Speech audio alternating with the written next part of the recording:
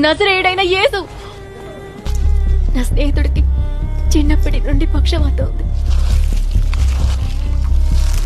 ఇప్పుడు తను మిమ్మల్ని నమ్ముకున్నాడు.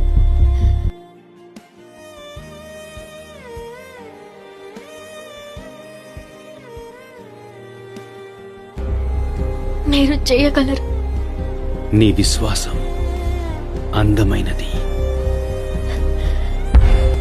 కుమారుడా. ధైర్యం తెచ్చుకో. నీ పాపాలు క్షమించబడ్డాయి. నేను నీతో చెప్తున్నాను నా కుమారుడా. లేకు. నీ పరుపు తీసుకుని ఇంటికి